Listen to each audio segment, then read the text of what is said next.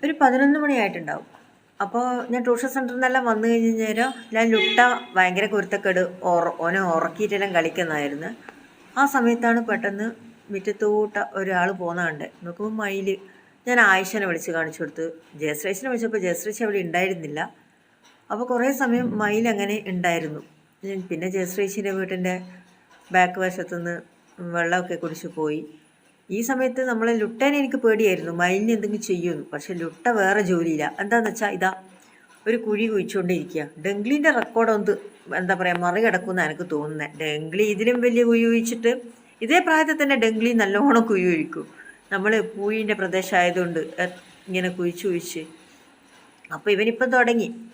അതൊക്കെ കഴിഞ്ഞിട്ട് ഞാൻ അംഗൻവാടിയിൽ പിന്നെ ബിന്ദുവക്കീലിൻ്റെ ഒരു ബോധവൽക്കരണ ക്ലാസ് ഉണ്ടായിരുന്നു. അപ്പോൾ അതിന് പോകാൻ പോകുമ്പോഴേക്കും എൻ്റെ പിന്നാലെ ഇവർ വരെ വരും.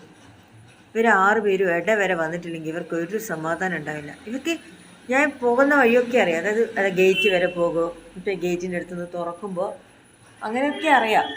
എന്നിട്ട് പകുതി വരെ വരാറുള്ളൂ. വരെ ഇങ്ങനെ എന്താ പറയുക എന്നേക്കാൾ മുമ്പിൽ നടന്ന് അവിടെ നിൽക്കും. ഞാൻ പിന്നെ ഇടയൊക്കെ കഴിഞ്ഞിട്ട് അങ്ങ് പോകും. അംഗൻവാടിയിൽ എത്തിക്കഴിഞ്ഞാൽ നേരം കുട്ടികളെല്ലാം പറയുക ഇതിലോട്ട് ജുഡേച്ചിൻ്റെ നായി ഇപ്പം വരും. പക്ഷേ ജുഡേച്ചി ആരാന്ന് അവർക്കറിയില്ല.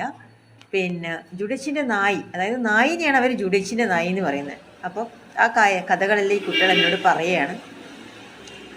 എന്താ പറയുക, ഞാനത് കേട്ട് മയില് വന്നതും പറഞ്ഞിട്ടുണ്ടായിരുന്നു.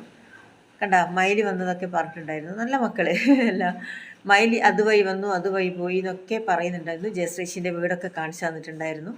അകത്ത സമയത്ത് വക്കീൽ ക്ലാസ് എടുക്കുന്നുണ്ടായിരുന്നു. ചില കുട്ടികളൊക്കെ ഭയങ്കര കരച്ചിലൊക്കെ ആയപ്പോൾ എന്താ പറയുക ക്ലാസ്സിന് തടസ്സമാകുന്നതുകൊണ്ട് നമ്മൾ ഇപ്പുറം വന്നതാണ്. അയ്യോ കരയില്ല എന്നൊക്കെ പറഞ്ഞിട്ട് നേരെ വീട്ടിൽ വന്നപ്പോൾ ലുട്ട പുറത്താണ്. ലുട്ട വരുന്ന കണ്ട. ലുട്ട ഈ എന്താ പറയുക ഗ്രില്ലിൻ്റെ ഏറ്റവും താഴെ അതിലൂടെ വരിക. പിന്നെ ഞാൻ നേരെ ട്യൂഷൻ സെൻറ്ററിലേക്ക് പോയി. നല്ല വെയിൽ ഉണ്ടായതുകൊണ്ട് തന്നെ ഇതെല്ലാം വെള്ളം കെട്ടിയ സ്ഥലമാണ്. പക്ഷെ ഒന്നും ഉണ്ടല്ലേ. പ്രദീപാട്ടനെ കണ്ടു. പ്രദീപാട്ടനോട് ഹായ് പറഞ്ഞു. എഴുത്തുകാരനാണ്. മുമ്പേ കിട്ടമ്മഷ മകനാണ്. ശേഷം നമ്മൾ ഇവിടെ എത്തിയപ്പോൾ ബീനേച്ചിൻ്റെ വീട്ടിലുള്ള നമ്മളെ മല്ലുവിന് എന്നെ കണ്ടു കഴിഞ്ഞാൽ പിന്നെ തട്ടണം തൊടണോ, അല്ലെങ്കിൽ അവരാകെ ബഹളം ഒക്കെയാണ്. അതെ, അവനെ ഒരുപാട് ബഹളാക്കി. പക്ഷെ അവർ സമ്മതിക്കുന്നില്ല. എന്താണെന്ന് വെച്ചാൽ ഡ്രസ്സൊക്കെ ചീത്തയാവും എന്നൊക്കെ പറഞ്ഞത്. ഓക്കെ, അതൊക്കെ കഴിഞ്ഞ് കഴിഞ്ഞിട്ട് ഞാൻ ഇത് നടന്ന് നല്ല എന്താ പറയുക റോഡൊക്കെ നല്ല വളരെ ക്ലീനാണ്. പക്ഷേ ഏത് സമയത്തും മഴ പെയ്യുന്ന ഒരു കാർമേഘം ഇങ്ങനെ മൂടിക്കെട്ടി കിടക്കുന്നുണ്ട്. പിന്നെ ഞാൻ എല്ലാ ദിവസവും കാണുന്നതാണ്. ഈ നമ്മൾ റെയിൽവേ സ്റ്റേഷൻ്റെ അടുത്തുള്ളതാണ്.